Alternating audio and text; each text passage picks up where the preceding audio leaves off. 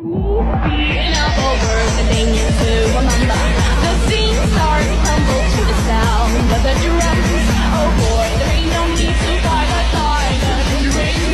It ain't no big thing, just show her a little.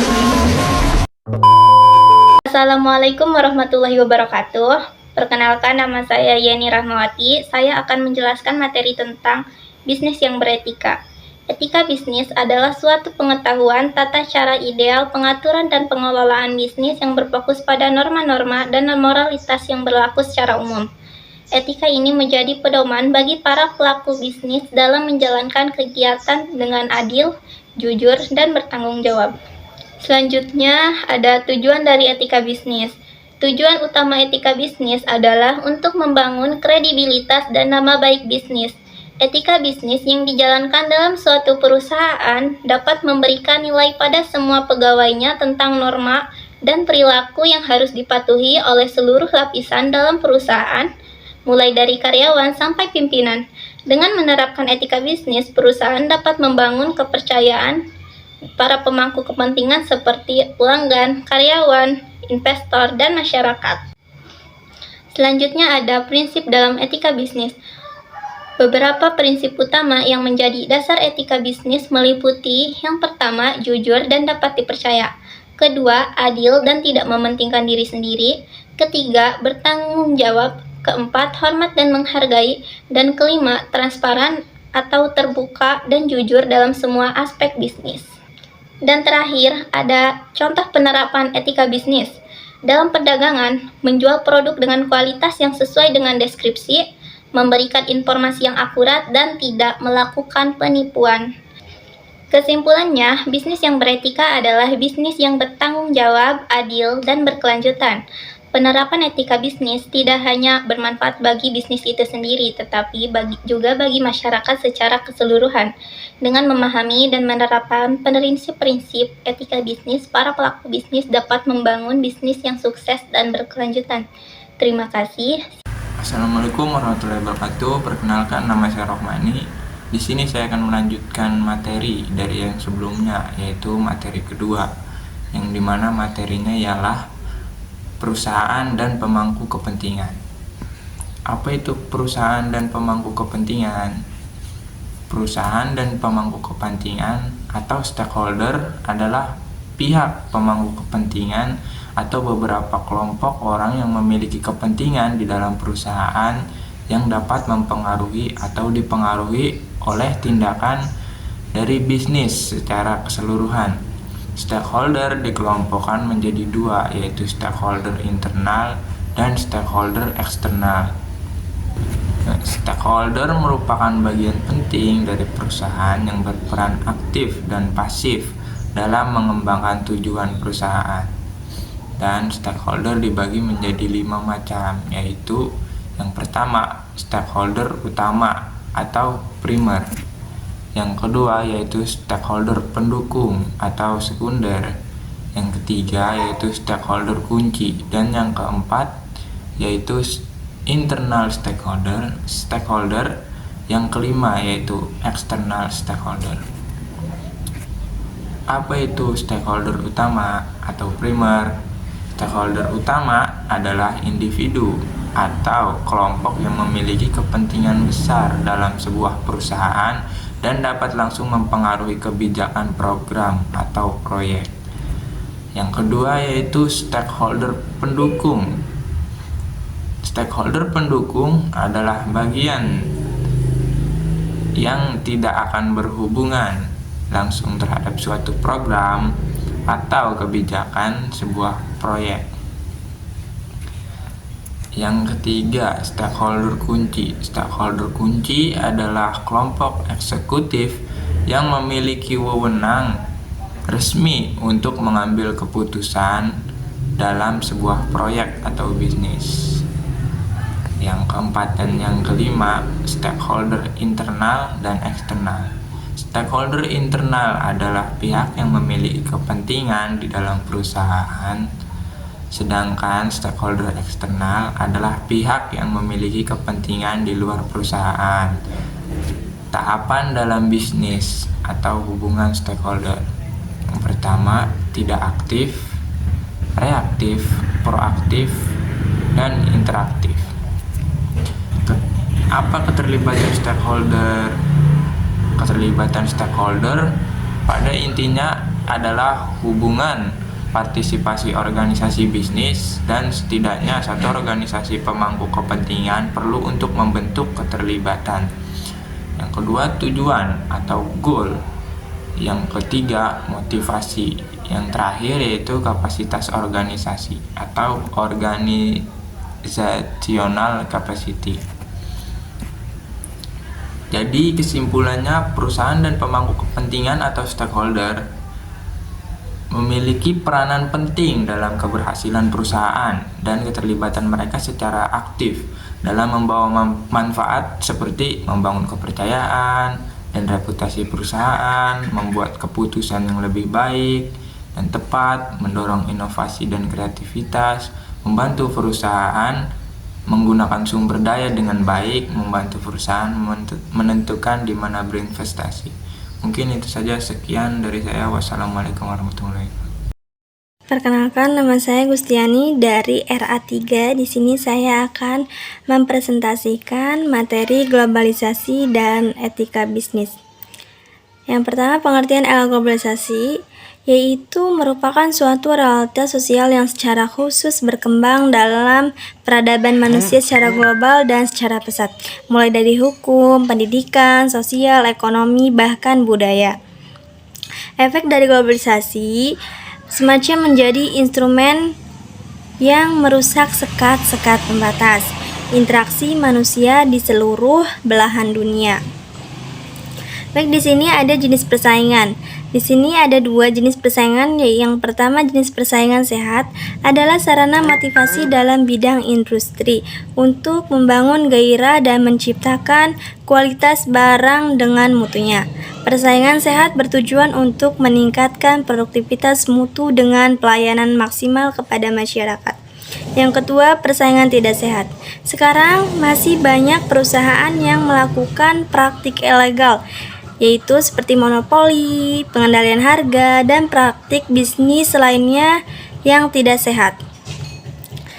Di sini ada hubungan etika bisnis dan globalisasi. Hubungannya yaitu sangat erat, di mana globalisasi meningkatkan perdagangan dan tanggung jawab perusahaan untuk melakukan praktik yang adil. Etika bisnis adalah pedoman yang mengatur perilaku perusahaan, manajemen, dan individu dalam konteks bisnis. Etika bisnis yang baik memastikan bahwa kegiatan bisnis dilakukan dengan integritas. Nah, di sini juga ada isu-isu dalam etika bisnis internasional. Yang pertama, perbedaan nilai budaya.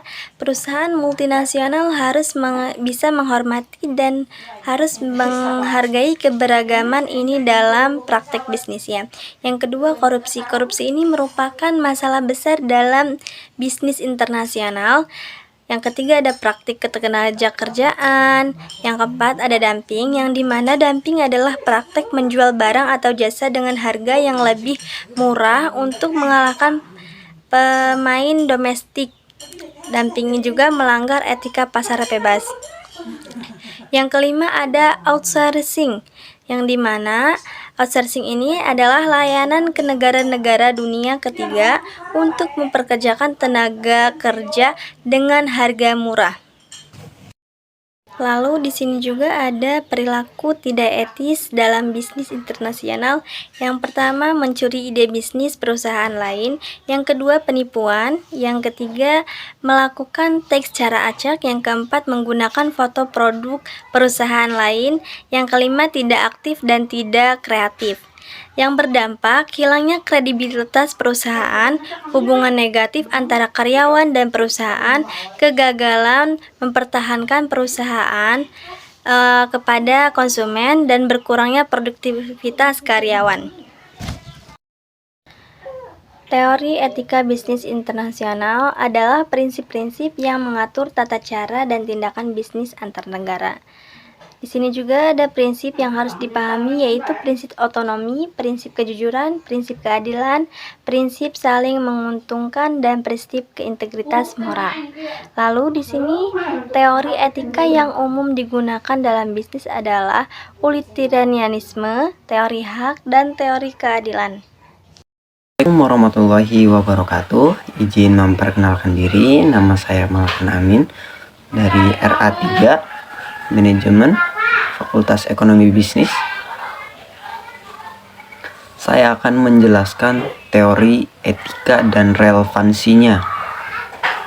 Teori etika adalah upaya filosofi untuk menjelaskan dan mensistematisasi moralitas manusia.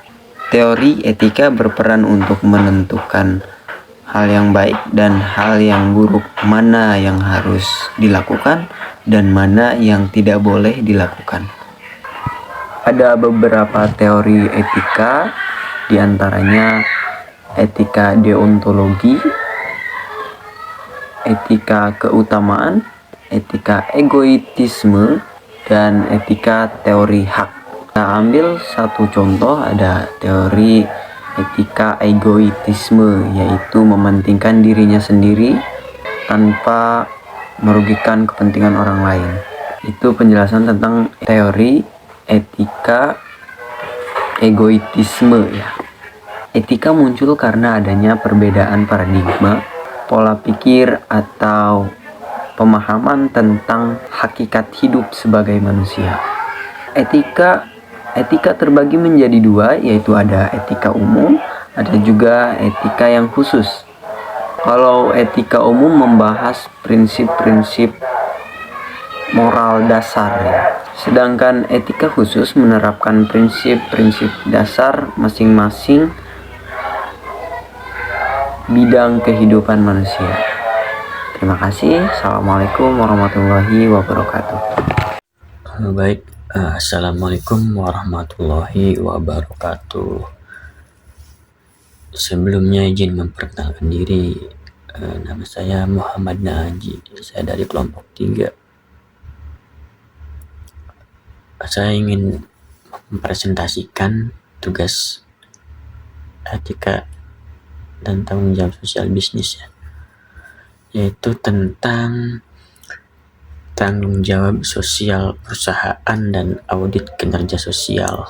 Apa sih ya yang dimaksud dengan tanggung jawab sosial perusahaan? Tanggung jawab sosial perusahaan adalah komitmen perusahaan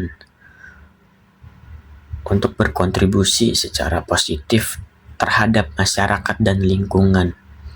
Ini berarti perusahaan tidak hanya fokus pada keuntungan finansial,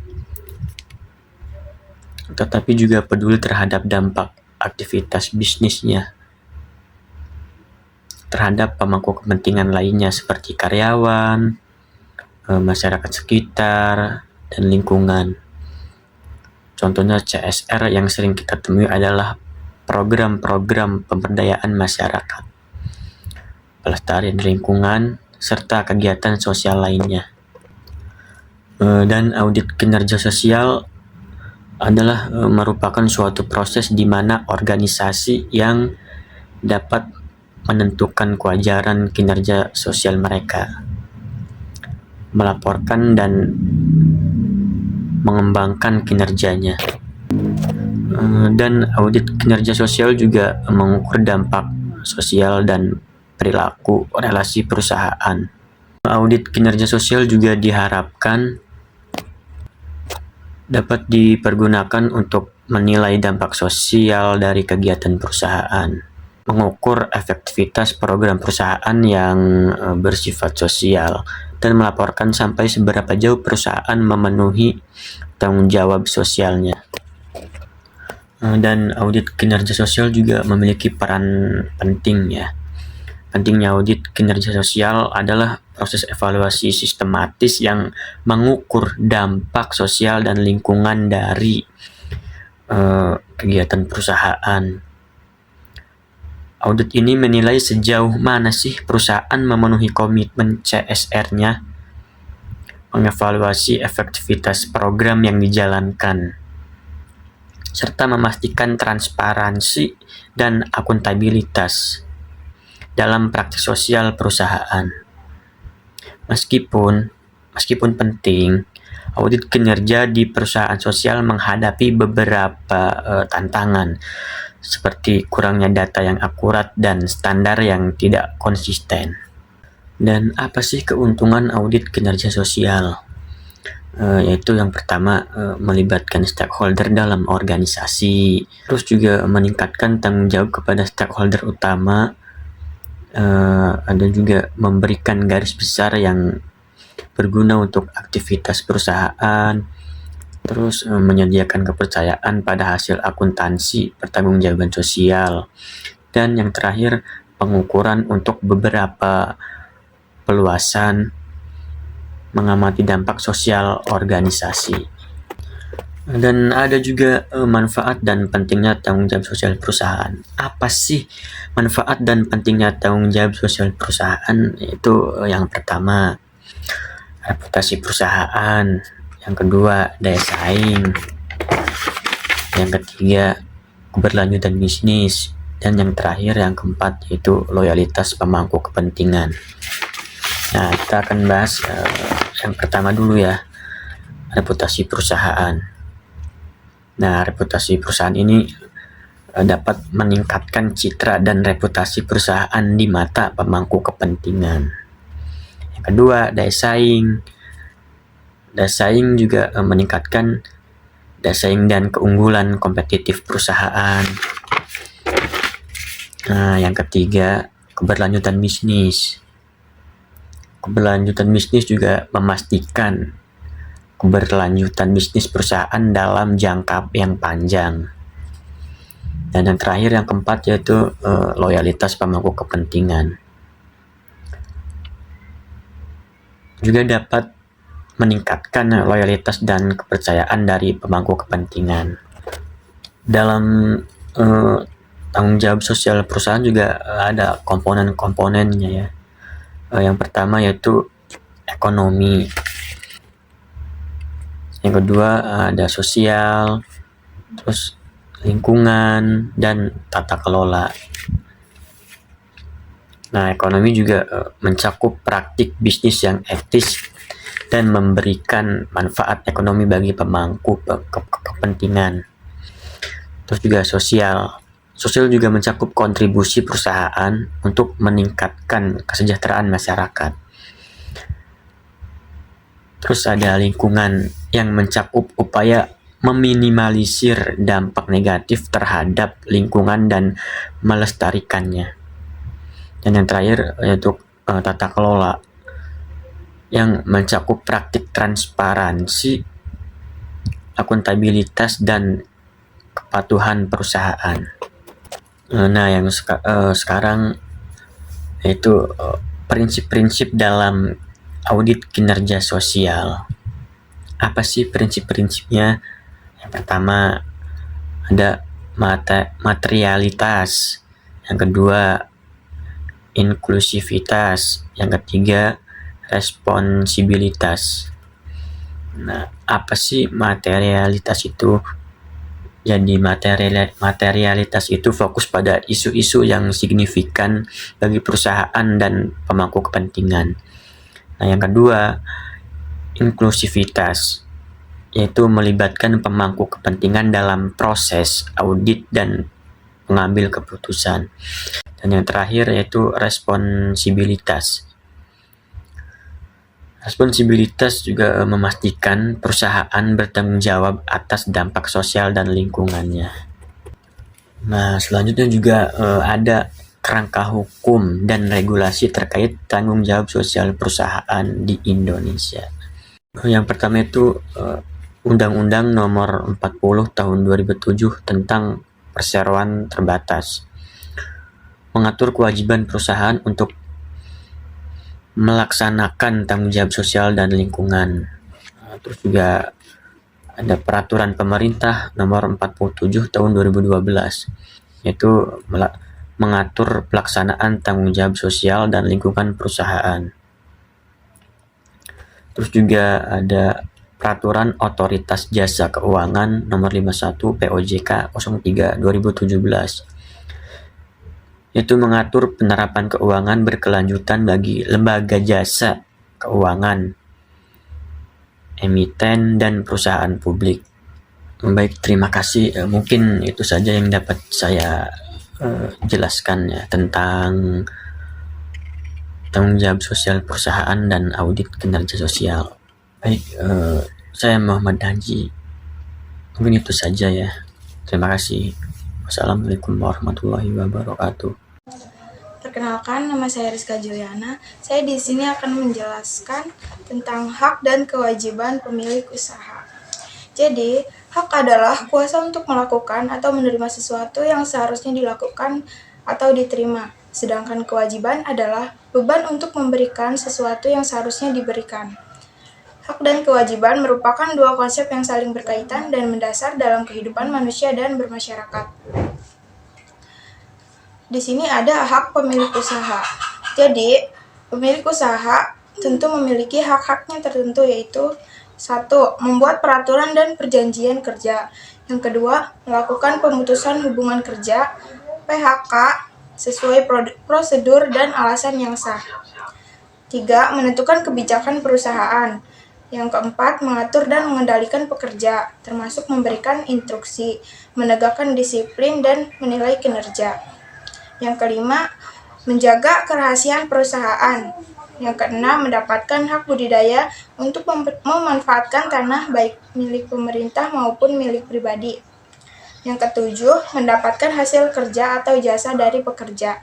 Nah, jadi itu hak pemilik usaha. Lalu ada kewajiban pemilik usaha. Pemilik usaha juga memiliki kewajiban-kewajiban tertentu. Yang pertama, memberikan perlakuan yang sama tanpa diskriminasi. Yang kedua, memberikan waktu istirahat dan cuti. Yang ketiga, memberikan perlindungan keselamatan dan kesehatan kerja. Yang keempat, memberikan upah tepat waktu. Yang kelima, memberikan pelatihan kerja. Yang keenam, menetapkan waktu kerja yang manusiawi. Yang ketujuh, memberikan fasilitas keselamatan kerja. Nah, jadi itu hak dan kewajiban pemilik usaha. Cukup sekian dari saya. Assalamualaikum warahmatullahi wabarakatuh.